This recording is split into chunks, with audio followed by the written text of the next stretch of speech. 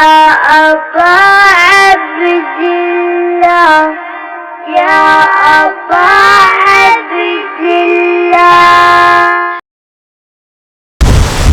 اعوذ باللہ من الشیطان الرجیم. بسم اللہ الرحمن الرحیم. الحمدللہ رب العالمین. الصلاۃ والسلام علی اشرف الانبیاء والمرسلین سیدنا و نبینا ابی القاسم محمد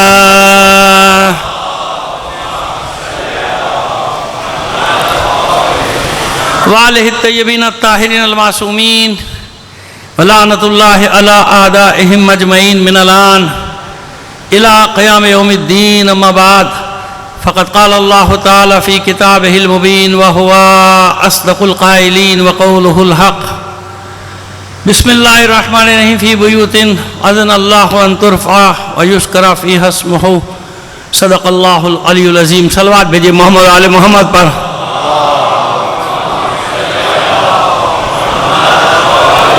ایک بار اور اس سے بہتر انداز میں صلوات عنایت فرما دیجیے گا.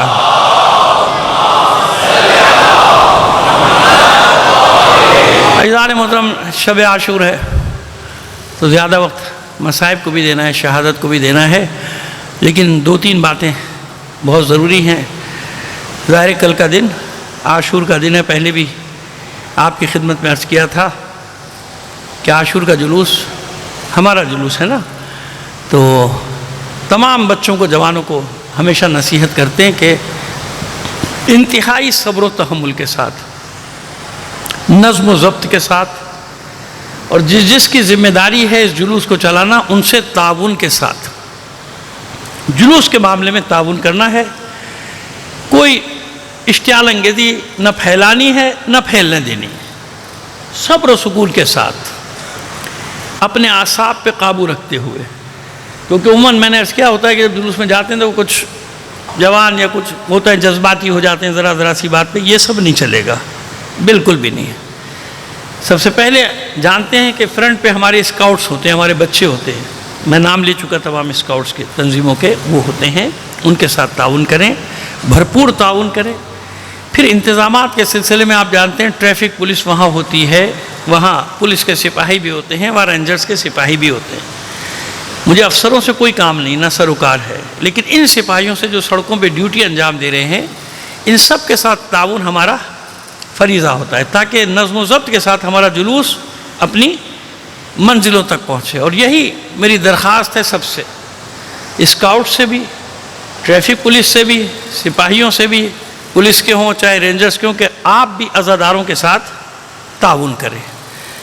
جب دونوں باہم مل کے ایک دوسرے کا احترام کرتے ہوئے لے کر جائیں گے جلوس، انشاءاللہ ہمیشہ کی طرح بہترین انداز میں جلوس اپنی منزل تک پہنچے گا.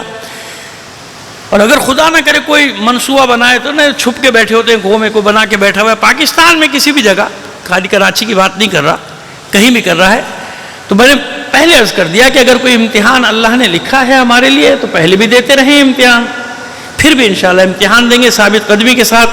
دعا کیجئے پروردگار عالم پورے پاکستان میں بلکہ دنیا میں جہاں جہاں بھی عزاداری کے جلوس اٹھ رہے ہیں، کیونکہ بعض جگہ آج عاشورہ تھا، اٹھ رہے ہیں یا اٹھیں گے کل، پروردگار عالم تمام عزاداران حسین کو اپنے حفظ و امان میں رکھے. دوسری عرض شب عاشور. آج ظاہر ہے کہ پوری رات جاگتے ہیں مومنین، شبداری کرتے ہیں، عزاداری کرتے ہیں. اعمال کے لیے بتا رہا ہوں آپ کو، اپنے جوانوں کو تربیت دیں کہ آدھا ایک گھنٹہ اعمال شب عاشور کے لیے ضرور نکالیں.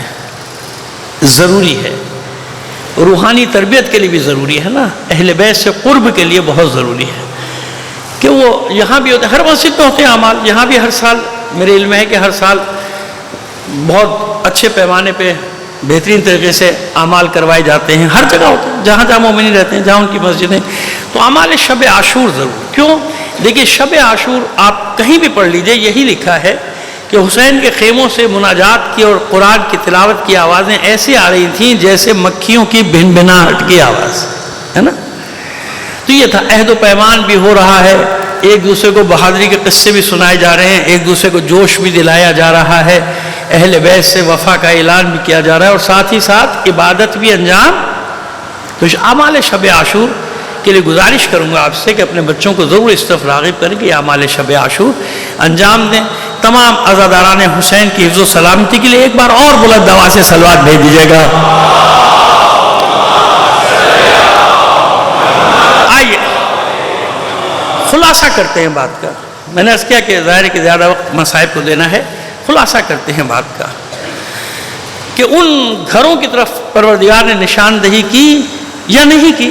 وہی ہم عرض کرنے کل بتاتے چلے آ رہے ہیں آپ کو سلسلے سے. ایک اشارہ کیا تھا ہم نے آپ کے سامنے کہ اللہ نے ان گھروں کی نشاندہی کی, اور ایک جگہ تو بالکل وضاحت کے ساتھ جب یہ حکم آ گیا کہ جو بھی دروازہ مسجد کے اندر کھل رہا ہے ان کو بند کر دیں, سب کو بند کر دیں, اب باہر سے ادھر دروازے بناؤ.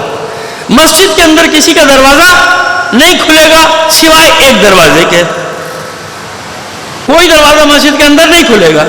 تو ظاہر اعتراض پیدا ہوا نا, سوال بھی پیدا ہوا, لوگوں کو کچھ اچھا بھی نہیں لگا, برا بھی لگا کہ یہ کیا مسئلہ ہے کہ ہمارے لیے دروازے بند اور علی کا دروازہ کھلا ہوا ہے, بیت فاطمہ کا دروازہ مسجد میں کھل رہا ہے, ہمارے دروازے سب بند کر رہے. تو اعتراض کیا نا کہ اللہ کے رسول یہ تو کوئی بات نہیں ہوئی. مثال میں مفہوم بتا رہا ہوں, لفظ بلفظ یہ نہیں, مطلب یہ اعتراض تھا کہ یہ تو کوئی بات نہیں ہوئی کہ سب کے دروازے بند اور ایک دروازہ کھلا ہوا ہے.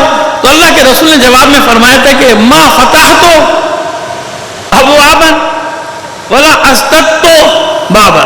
ما فتحت بابا, نہ میں نے کوئی باب کھولا ہے نہ میں نے کوئی باب بند کیا. یعنی نہ میں نے کوئی دروازہ کھولا ہے نہ میں نے کوئی دروازہ بند کیا, سوائے اس کے کہ اللہ نے جس کا دروازہ بند کرنا چاہا بند کر دیا, اللہ نے جس کا دروازہ کھلا رکھنا چاہا کھلا رہنے دیا.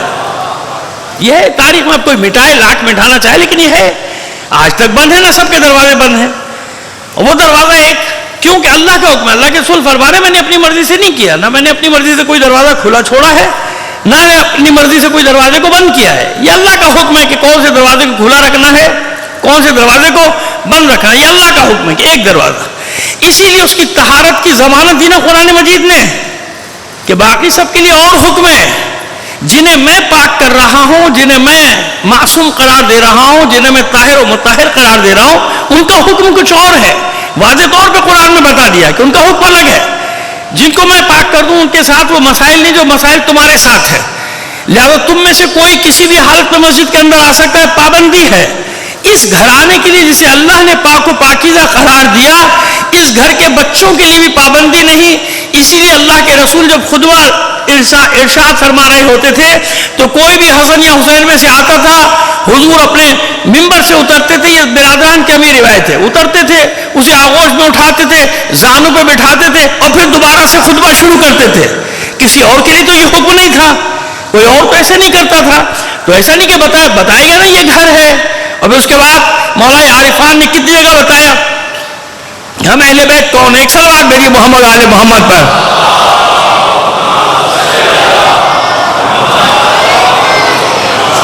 فرماتے فیہم کرائم القرآن و کنوز الرحمن وَإِن نَطَقُوا صَدَقُوا وَإِن صَمَتُوا لَمْ يُسْبَقُوا. فرماتے ہیں کہ انہی کے لیے یا انہی کے بارے میں قرآن کی نفیس آیات اتری ہیں. قرآن مجید یعنی ایک طرح سے ان کا قصیدہ بیان کرا, فیہم کرائم القرآن, قرآن کے جو کرامتیں ہیں, جو کرائم ہیں, وہ سب ان میں ہیں. ان کے لیے وہ آیات نازل. کنوز الرحمن, اللہ نے ان اہل بیت کو اپنا خزانہ قرار دیا ہے. خزانہ نہیں, خزینے, کنوز جمع ہے, کنز ہے واحد. ہم کنوز الرحمن, یہ اللہ کے خزینے ہیں, یہ اللہ کے خزانے ہیں. اور اگر یہ بات کریں تو سب کی سب کیا ہے, سچ ہے.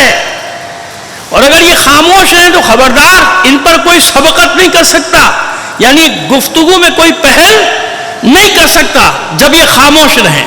جب یہ بولیں تو سنو, جب یہ بولیں گے تو سچ ہے, جو بھی نطق کریں گے وہ سچ ہے. اور جب یہ خاموش ہیں ان پہ سبقت نہ کرو. من احب یا من احبنا اہل البیت, کہیں من کہیں ماں. جب یہ بطور کلی آ رہا ہے تو حالانکہ ماں کا الگ معنی ہے, من کا الگ معنی ہے, لیکن جب بطور کلی آئے تو ماں اور من ایک ہی معنی میں آ جاتا ہے. جیسے ما فی السماوات ہے ما فی الارض, یہاں جاندار بے جان دونوں کے لیے یہی آیت ہے کہ جو کچھ بھی آسمان و زمین میں اللہ کی تسبیح کر رہا ہے. ان کل من فی السماوات والارض، یہ من جاندار کے لیے آتا ہے، لیکن یہاں جاندار اور بے جان دونوں کو شامل ہے، اس لیے ماں اور من میں پریشان مت ہو جائے گا۔ من احبنا اہل البیت، جو بھی ہم اہل بیت سے محبت کرتا ہے، یعنی جس کے دل میں بھی اہل بیت کی محبت ہے، پس لیستعد یا لیستعد للفقر، کہتے ہیں کہ بس جس کے دل میں ہم اہل بیت کی محبت ہے وہ فقر و فاقہ کے لیے اپنے آپ کو تیار کر لے۔ للفقر جلباباً، یعنی جامع فقر پہننے کے لیے، جامع غربت پہننے کے لیے اپنے آپ کو آمادہ کر لے، اپنے آپ کو تیار کر لے۔ اب یہاں صرف فقر مراد نہیں، ہر قسم کا فقر، یعنی ہماری محبت میں کیا ہوگا؟ غربت اپنی جگہ، فقر اپنی جگہ، مصیبت بھی آئے گی، رنج و الم بھی آئیں گے، سب ہماری محبت میں آئے گا۔ تو جو بھی ہم سے محبت کرتا ہے اپنے آپ کو ان تمام مصیبتوں کے لیے آمادہ کر لے۔ لیستعد، اپنے آپ کو لیستعد للفقر جلباباً، جامع فقر کے لیے تیار ہو جائے۔ اس میں ہر چیز آ گئی، ہر مصیبت، ہر پریشانی، بائیکاٹ ہوگا، معاشرے میں آئسولیٹ کرنے کی کوشش کی جائے گی، یہ تمام باتیں ہوں۔ لہذا اپنے آپ کو مشکلات کے لیے، مصیبتوں کے لیے بالکل آمادہ کر لے اور تیار کر لے، ریڈی رہنا ہوگا۔ اگر اہل بیت سے محبت کا دعویٰ ہے، مولا فرماتے ہیں کہ اگر ہمارے در پہ آنا ہے، ہمارے گھر پہ آنا ہے، تو ان سب چیزوں کے ساتھ تیار ہو کر آنا پڑے گا، کیونکہ خود اہل بیت علیہم السلام کی جو حیات ہے، اس گھر کی جو حیات ہے، وہ کیا ہے، وہ کیسی ہے؟ مصائب اور آلام سے بھرا ہوا گھر ہے نا، یعنی یہاں تو کوئی خوشی بھی اگر آتی ہے نا تو خوشی اپنے ساتھ غم کی خبر لے کر آتی ہے۔ ایسا پروردگار نے امتحان رکھا ہے ان سب کا کہ اگر کوئی خوشی کی خبر بھی آئی تو ساتھ میں فوراً ہی غم کی خبر۔ جناب سید الشہداء تشریف لاتے ہیں اس گھر میں، ابھی ماں خوش ہے، رسول خوش ہیں کہ ماں دیکھتی ہے رسول کی آنکھوں میں آنسو آ گئے، رو رہے ہیں، بچے کو پیار کر رہے ہیں، رو رہے ہیں، تو ماں سوال کرتی کہ پدر بزرگوار یہ اے بابا جان یہ کیا ہے؟ یہ تو خوشی کا موقع ہے، حسین آپ نے ابھی نام رکھا ہے میرے بچے کا، ابھی آپ گریہ فرما رہے ہیں، تو نہ بتاتے رسول، لیکن رسول بتا رہے ہیں کہ ابھی جبرائیل آئے تھے میرے پاس اور یہ خبر لے کر آئے ہیں کہ آپ کا یہ بچہ 3 روز کا پیاسا پشت گردن سے ذبح کر دیا جائے گا۔ جناب فاطمہ سلام اللہ علیہ نے پوچھا، مادر حسین نے پوچھا کہ بابا کون قتل کرے گا؟ یہودی؟ کہا نہیں، نصرانی نہیں، مشرکین نہیں، اس کے قاتل کوئی اور نہیں، میرے کلمہ گو ہوں گے، میرے کلمہ گو۔ یہ ایک سوال ہے اور پوری انسانیت یہ سوال کر رہی ہے، آج تک اس کا جواب نہیں ملا کہ ایسا کیا ہوا 50 سال میں کہ امت یہاں تک پہنچ گئی کہ اپنے ہاتھوں سے کلمہ بھی پڑھ رہی ہے اس رسول کا، اذان بھی دے رہی ہے، گواہی دے رہی ہے، اقامت کر رہی ہے، سب کر رہی ہے، اسی کے بچوں کے گلے کاٹ رہی ہے۔ اور یہ آج تک ایک المیہ اور بتائیں آپ کو، حسین سے محبت کرنے والا دنیا کے ہر مذہب میں آپ کو ملے گا، ایسے ہی ہے نا؟ حسین سے محبت کرنے والا دنیا کے ہر مذہب میں آپ کو ملے گا۔ یزید سے محبت کرنے والے اگر کوئی ہے، چند ہیں، تو وہ مسلمانوں کے اندر ہے۔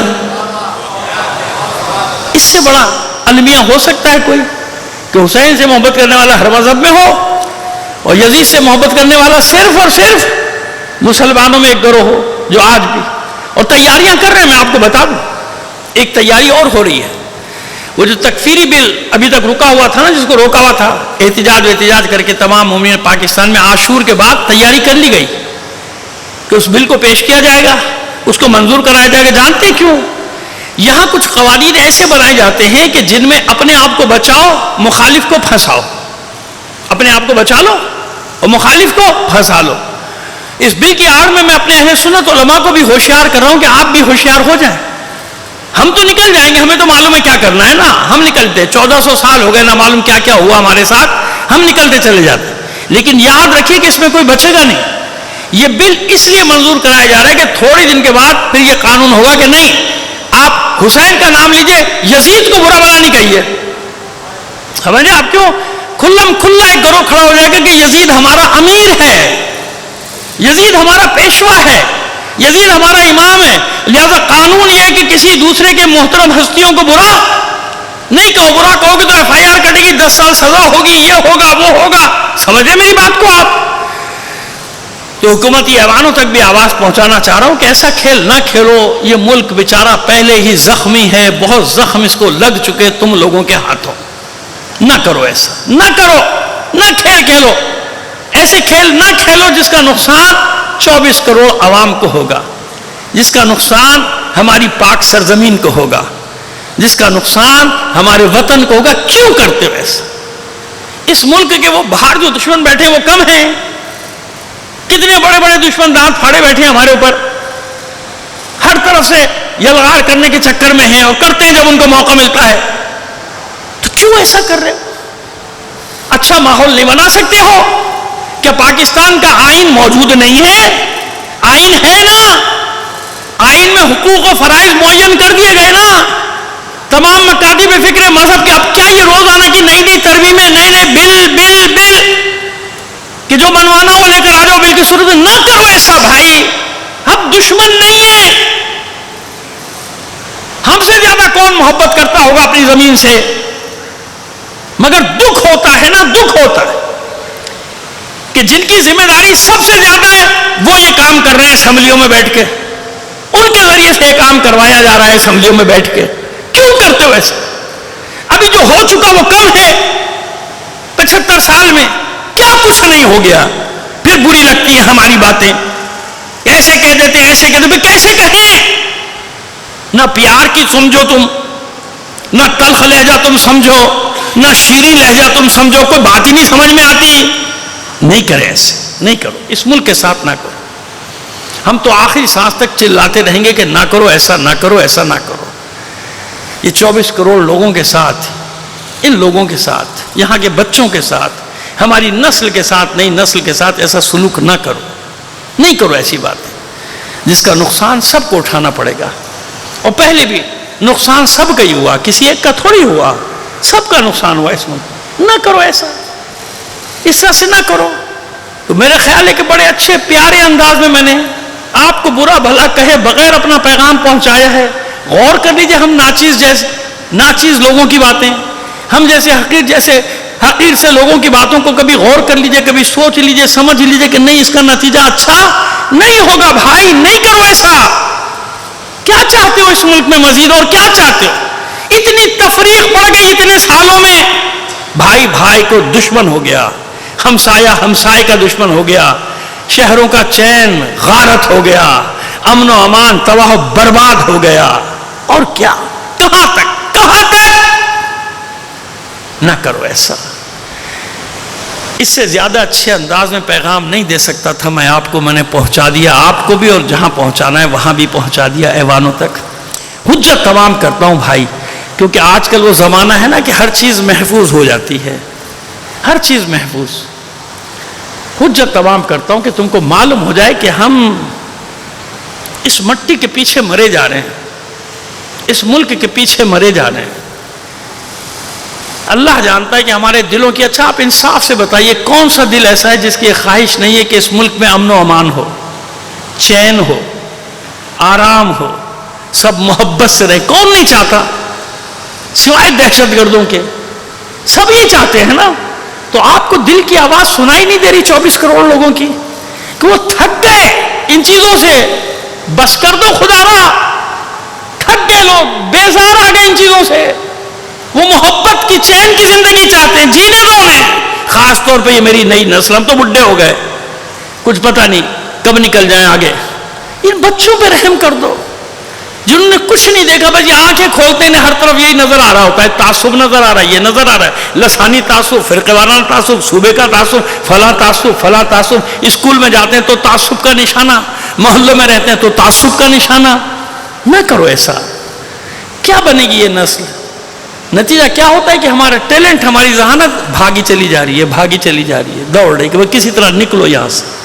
بہرحال کوشش کی میں نے کہ آواز وہاں تک پہنچا دوں کہ ایسا کام نہ کیجئے، اچھا نہیں ہے. ایک صلوات بھیجیے محمد آل محمد پر. آئیے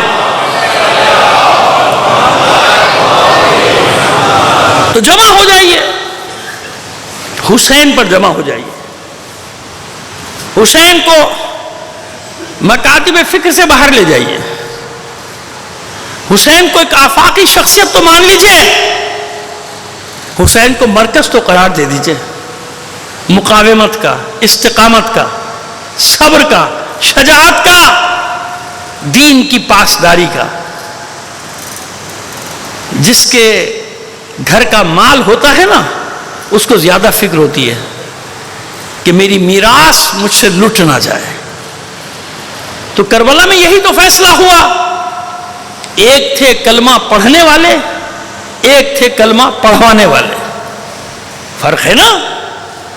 حسین اس خاندان کا فرد جس نے کلمہ پڑھوایا، اور جو سامنے تھے وہ تھے کلمہ پڑھنے۔ تو پڑھوانے والے کو زیادہ فکر ہے نا کہ میرے گھر کی چیز ہے، میرے گھر میں قرآن آیا ہے، میں اس آخری نبی سے تعلق رکھتا ہوں۔ تو جس کے گھر کا سامان تھا وہ اپنے گھر بار سمیت کربلا میں آ گیا، یہ بتانے کے لیے کہ ہم ذمہ دار ہیں، ہم وارث ہیں۔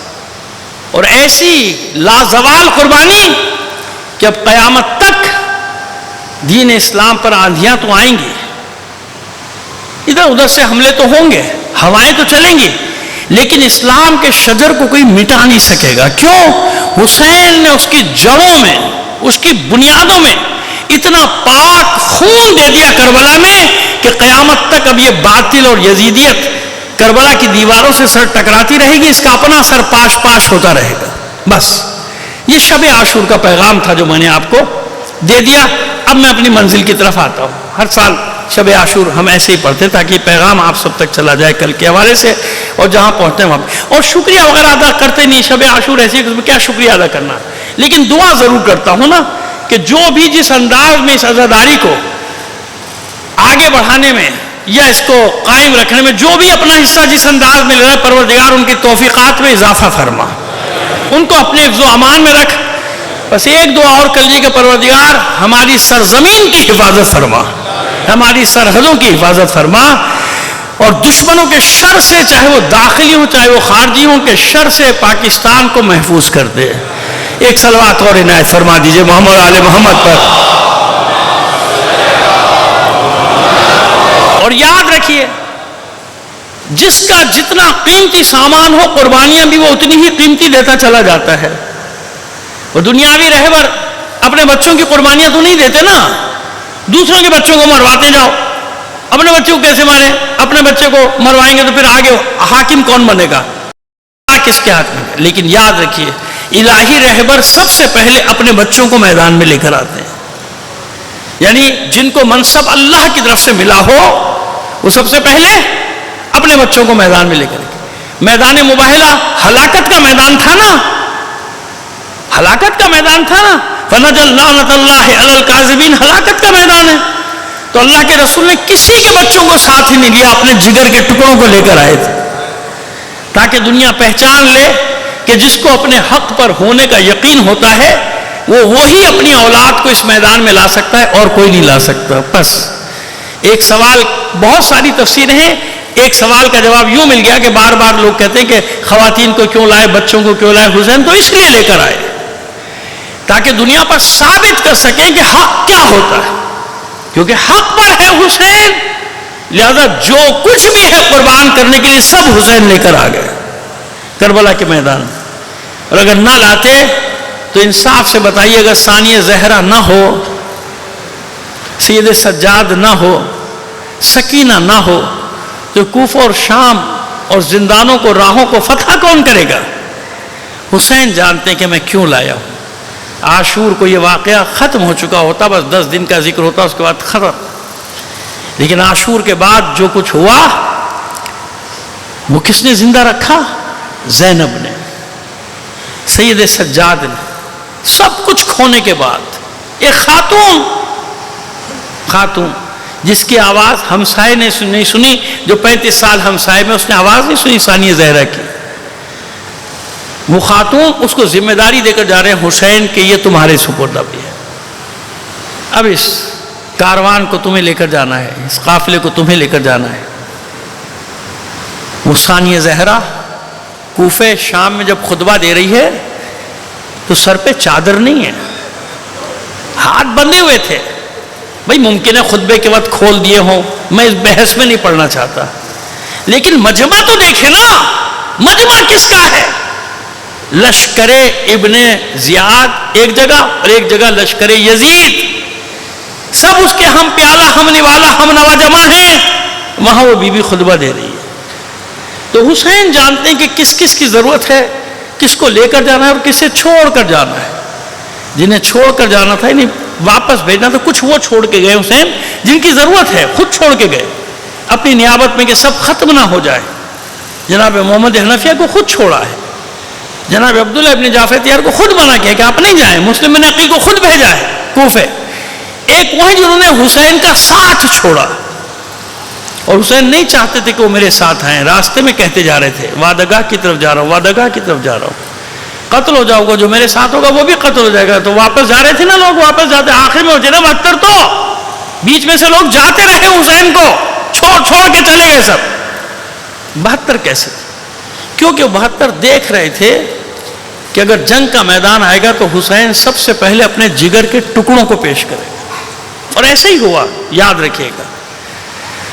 جب صبح عاشور حملہ ہوا ہے، جنگ شروع ہوئی ہے، تو سب سے پہلے جو فرد میدان میں جانے کے لیے نکلا تھا اس کا نام ہے علی اکبر، کڑیل جوان، شبیہ پیغمبر، ام لیلہ کے دل کا چین. علی اکبر سب سے پہلے نکلا، علی اکبر کہ بابا اجازت دیں میدان میں جاؤ. اور حسین نے اجازت دے دی، جاؤ بیٹا، تاکہ کوئی یہ نہ کہہ سکے کہ اپنے بیٹے کو روک لیا، جاؤ بیٹا.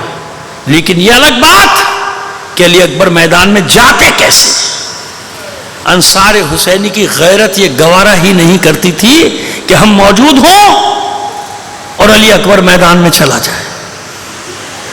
انصار حسینی کی حمیت گوارا نہیں کرتی تھی کہ ہم موجود ہوں اور علی اکبر صفے مان لیں. مولا یہ کیسے ہوگا؟ اگر یہ شبیہ پیغمبر ہم سے پہلے میدان میں چلی گئی تو ہم قیامت کے دن رسول خدا کو، آپ کے بابا کو، آپ کی مادر گرامی کو منہ کیا دکھائیں گے؟ کیا منہ دکھائیں گے؟ کیا جواب دیں گے؟ کیسے چھوڑا ہے؟ اکثر لوگ کہتے ہیں، بہرحال ان کا اپنا نقطہ نظر ہے، بڑے بڑے علماء بھی کہتے ہیں اس بات کو، کہ کربلا میں جو جتنی دیر سے جا رہا تھا اس کی پیاس اتنی ہی زیادہ تھی. جو پہلے شہید ہو رہا تھا جام کوثر سے سیراب ہو جاتا تھا، جو بعد میں جا رہا تھا اس کی پیاس لمبی تھی. میں کہتا ہوں نہیں بھائی، میں بھی ایک حقیر سا طالب علم ہوں، کچھ تھوڑا سا زیادہ نہیں، مطالعہ میرا بھی ہے. کربلا میں مسئلہ پیاس کا نہیں ہے، پیاس کا نہیں ہے، پانی کا نہیں ہے. انصار حسینی کے سامنے مسئلہ ہے غیرت اور حمیت کا. انصار حسینی کو یہ گوارا نہیں ہے کہ ہم زندہ ہوں اور آل رسول میں سے کوئی قتل کر دیا جائے. میں پڑھتا رہتا ہوں تفسیر سے اشعار ثانی میں، عزادارو جب پہلا حملہ ہوا ہے نا تو انصار حسین میں ایک شور مچا ہوا تھا. مکالمے میں موجود ہے، ایک کو پکار کر ایک دوسرے کو کہتے تھے اس طرف جاؤ، ادھر سے خیموں کی طرف حملہ کرنے آئے ہو، خبردار کوئی تیر خیموں میں نہ جانے پائے. ایک ایک کی تفصیل میں نے پڑھی ہے انصار حسین میں کہ کس طرح انہوں نے خیموں کے گرد پروانہ وار اپنی جانیں دی تھی حسین کو اور حسین کے بچوں کو اور حسین کے خیموں کو بچانے کے لیے. پہلے حملے کی بات کو، پہلی جنگ بڑی طویل ہے، اس کے قصے بہت زیادہ ہیں، پڑھے نہیں جاتے، بس ہمارے یہاں پہلا حملہ کہہ کے بات کو آگے بڑھا دیتے. مسئلہ یہ ہے، مسئلہ پیاس بجھانے کا نہیں ہے، مسئلہ کہ ہم ہوں اور آل رسول میں سے کوئی میدان میں جائے، گوارا نہیں تھا. اور یہی درجہ بدرجہ سب کا حال. انصار حسینی نے اپنا وعدہ پورا کیا. پھر علی اکبر، بابا میدان میں جاؤ میدان میں. اب اولاد عقیل و جعفر سامنے آ گئی. مولا یہ کیسے ہوگا؟ نہ بھی ہم نے زخم کھائے نہ زخم لگائے اور علی اکبر میدان میں چلا جائے گا. نہیں جانے دیا. کبھی حسن کے بیٹے، کبھی ام البنین کے بیٹے، یہی ہو رہا تھا. علی اکبر کو نہیں جانے دے رہے تھے. لیکن میں انصار حسینی کی خدمت میں دست بستہ ایک گزارش کروں گا، کاش آپ میں سے 2-3 ناصر رک گئے ہوتے، نہ گئے ہوتے۔ کس وقت کے لیے؟ ابھی بتاتا ہوں کس وقت کے لیے۔ وہ وقت آیا جب انصار حسینی نے اپنا وعدہ پورا کر دیا، سب کو گنج شہیدہ میں سلا چکے حسین، کوئی نہیں بچا۔ اب علی اکبر آئے، بابا اب کوئی نہیں بچا، اب مجھے میدان میں جانے کی اجازت ہے؟ میرا دل کہتا ہے، یہ دل کی بات، روایت نہیں پڑھ رہا، شاید حسین نے دائیں دیکھا ہو، بائیں دیکھا ہو، شاید کوئی آواز آئے، مولا ابھی علی اکبر نہیں جائے گا، ابھی علی اکبر نہیں جائے گا۔ بہرحال بڑی حسرت سے حسین نے اپنے کڑیل جوان کے چہرے کو دیکھا، وہ کہا بیٹا وہاں سے رخصت ہو لو ایک بار، روکیں گے تو نہیں حسین، سب کے بچوں کے لاشیں تو خود اٹھا کے لائے ہیں نا، اپنے بیٹے کو کیسے روکیں گے، ماں سے رخصت ہو لو۔ ماں کی خدمت میں آئے، جناب ام لیلہ کی خدمت، مادر گرامی رات کو آپ سے بات ہوئی تھی، وعدہ پورا کرنے کا وقت آ گیا، آپ کی اجازت درکار ہے، آخری سلام کے لیے آیا ہوں۔ بہت اطمینان سے جناب ام لیلہ نے جواب دیا، بیٹا میں کون ہوتی ہوں اجازت دینے والی، جاؤ اپنی پھوپھی سے جس نے پال کے پروان چڑھایا ہے اس سے اجازت ہو۔ بس یہ روایت کا وہ حصہ ہے جس کا مفہوم ہر جگہ موجود ہے۔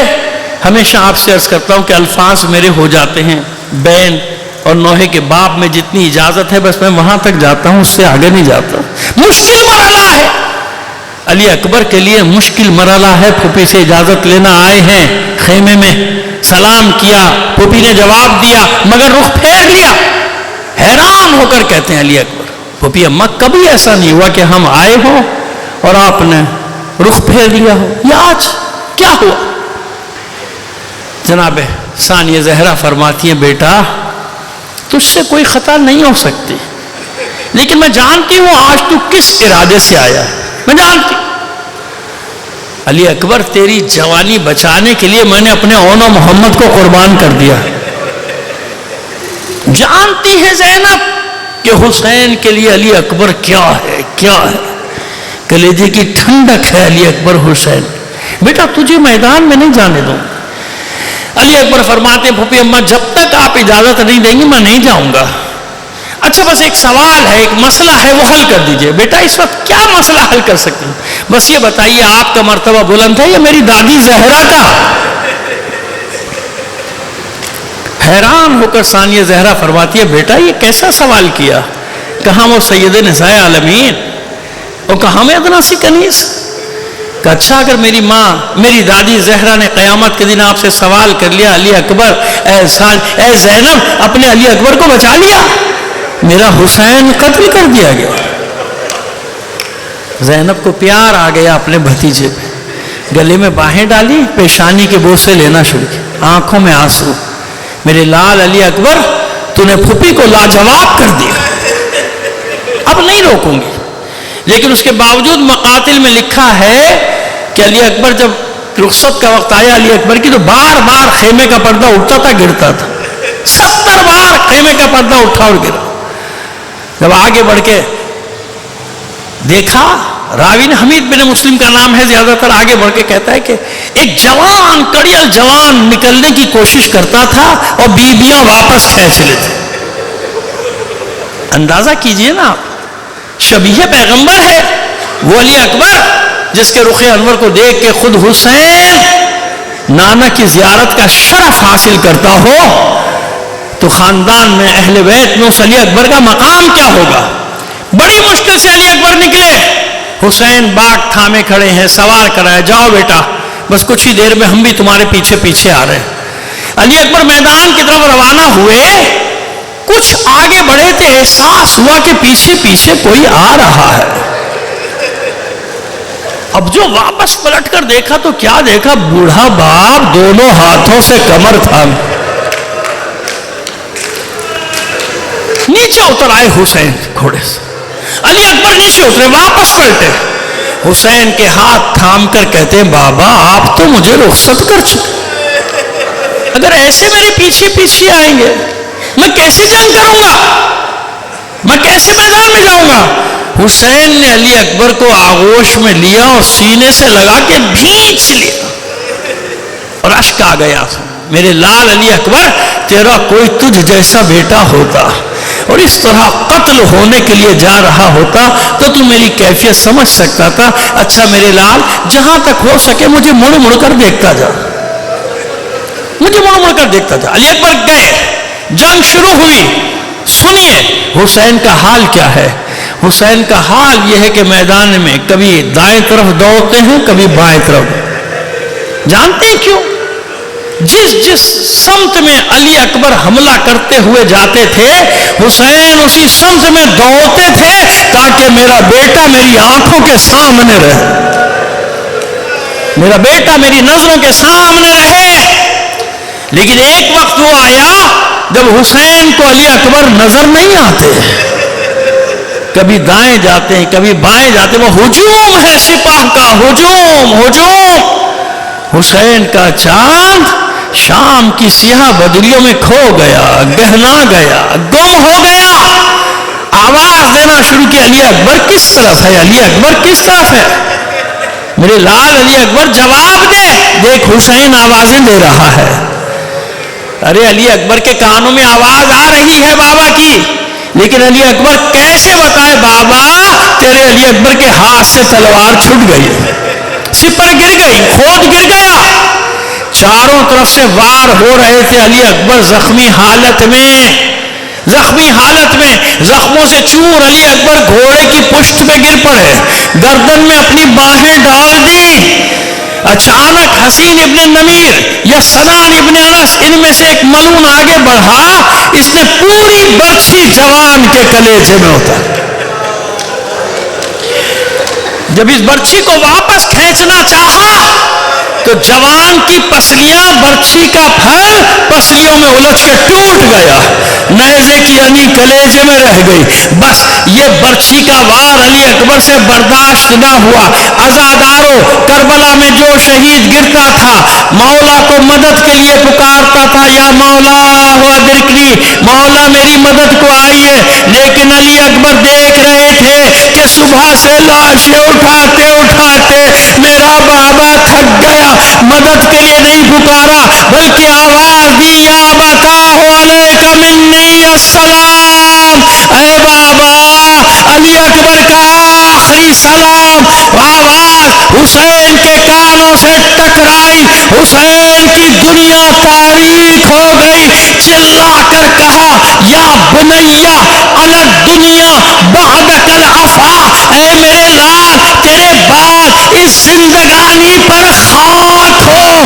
حسین غش کھا کے جلتی ریت پر گر پڑے، سنبھالا اپنے آپ کو، 2-4 قدم چلے تھے پھر گر پڑے۔ جب حسین سے چلا نہ گیا تو زانوں کے بل، کوہنیوں کے بل، کبھی پنجوں کے بل اپنے وجود کو جلتی ریت پر گھسیٹتے جاتے ہیں، آواز دیتے جاتے ہیں، علی اکبر تیری آواز نے میری بینائی چھین لی، مجھے راستہ نظر نہیں آتا۔ ارے آواز دے کے بوڑھا باپ تیرے سرہانے پہنچے، نہ جانے کس طرح ٹھوکریں کھاتے ہوئے حسین پہنچے علی اکبر کے سرہانے۔ ابھی کچھ رمق جاں باقی ہے، سر اٹھایا، زانوں پہ رکھا، علی اکبر کے رخساروں پہ اپنے رخسار رکھے۔ بیٹا آنکھیں کھول، دیکھ بابا آیا ہے، دیکھ حسین آیا ہے۔ علی اکبر نے آنکھیں کھولی، بابا کو سلام کیا، حسین نے جواب دیا، پوچھا میرے لال کس حال میں ہے، کس حال میں ہے؟ علی اکبر فرماتے بابا نیزے کی انی ٹوٹ کے کلیجے میں رہ گئی ہے، بہت اذیت میں، بابا شدید اذیت میں ہوں۔ اچھا میرے لال یہ امتحان بھی لے گا، حسین یہ امتحان بھی دے گا۔ علی اکبر کو جلتی ریت پر لٹا دیا، ایک ہاتھ علی اکبر کے سینے پر، دوسرا کلیجے میں برچھی کا پھل کھینچنے کے لیے۔ مجھے یقین ہے نانا بھی آ گیا ہوگا، بابا بھی، بھائی بھی، ارے ماں تو مدینے سے ساتھ آ رہی ہے۔ کوئی حسین نے بابا کو دیکھ کر کہا، ہو بابا اب بتاؤ خیبر کا در اکھاڑنا مشکل ہے یا علی اکبر کے کلیجے سے برچھی کا پھل کھینچنا؟ اللہ اکبر کہا، برچھی کے پھل کو کھینچا، ادھر برچھی کا پھل نکلا، جوان کا کلیجہ ساتھ آ گیا، ادھر کلیجہ نکلا، علی اکبر کا دم نکل گیا۔ حسین نے ساری قوت جمع کی، علی اکبر کے لاشے کو اٹھا لیا، اٹھا تو لیا مگر چلا نہ گیا، پھر واپس زمین پہ رکھا، دونوں ہاتھوں سے سر تھام کے بیٹھ گیا۔ حسین میرے لال، مجھ سے تیرا لاشا نہیں اٹھتا، میں کیسے تیرے لاشے کو خیمے تک لے جاؤں؟ آواز دی گنجے شہیدہ کا رخ کر کے، میرے شیروں مجھ سے علی اکبر کا لاشا نہیں اٹھتا۔ خیموں کا رخ کر کے آواز دی، اے اطفال بنی ہاشم آؤ، مجھ سے علی اکبر کا لاشا نہیں اٹھتا۔ حسین کی آواز خیموں سے ٹکرائی، خیموں کے پردے اٹھنا شروع ہوئے، چھوٹے چھوٹے معصوم بچے دوڑے قتل گاہ کی طرف۔ ادھر حسین نے اپنے دونوں ہاتھ علی اکبر کے بازوؤں میں ڈالے، لاشے کو گھسیٹنا شروع کیا، اس طرح سے کہ علی اکبر کے قدموں سے میدان میں لکیر بنتی چلی جاتی تھی۔ بچے پہنچ گئے، بچوں کی مدد سے خیمے میں علی اکبر کا لاشا آیا، بیویوں نے حلقہ کیا، علی اکبر کا ماتم شروع کیا۔ ثانیہ زہرا نے چاروں طرف نظریں دوڑائی، علی اکبر کی ماں ام لیلا نظر نہ آئی۔ فضہ سے کہا، فضہ جا علی اکبر کی ماں کو تو بلا کر لا۔ یاد ہے نا کتنے اطمینان سے ام لیلا نے علی اکبر کو اجازت دی تھی۔ اب سنو کیا ہوا۔ اب جو فضہ ام لیلا کے خیمے میں گئی تو عجیب منظر تھا۔ ام لیلا کبھی خیمے کے ستون سے ٹکراتی تھی، کبھی اس ستون سے ٹکراتی تھی،